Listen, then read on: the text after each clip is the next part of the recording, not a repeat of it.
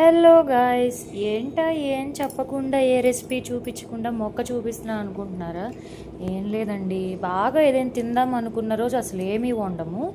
ఏం వండుతాంలే అనుకున్న రోజేమో ఏకంగా వెరైటీయే చేసేస్తాం. మీకు కూడా ఇలా ఎప్పుడైనా అయిందా?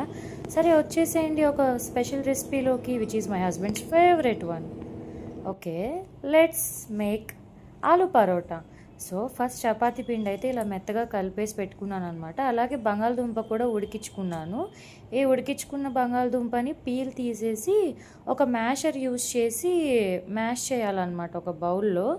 ఆ మ్యాష్ చేసిన తర్వాత కొంచెం లమ్స్ ఉంటాయి, సో మీరు చేతితో మళ్ళీ ఒకసారి మెత్తగా అనేస్తే సరిపోతుంది. దీంట్లోకి ఫైన్ చాప్డ్ ఆనియన్స్ తీసుకోవాలి, బాగా సన్నగా తరగాలి. ఎందుకంటే ఈ స్టఫ్ చపాతీలో పెట్టేసి మనం సాత్తాం కదా, సో మ్యాక్సిమం బయటికి రాకుండా బాగుంటుంది. దీంట్లో మన ఇంట్లో ఉన్న స్పైసెస్ వేసుకోవడమే: ఉప్పు, కారం, కొంచెం చిటికెడు జీలకర్ర పొడి, చిటికెడు ధనియాల పొడి, and that is completely optional అనమాట. తర్వాత దీన్ని మొత్తాన్ని చక్కగా కలిపేసేయాలి.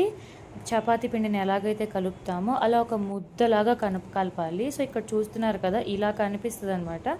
సో మన ఆలు పరోటాకి స్టఫ్ రెడీ అయినట్టే. పనిలో పడి సాత్తు మా వారు వచ్చేస్తారు అనుకొని మొత్తం సాదేశాను. ఇదే లాస్ట్ది అనమాట.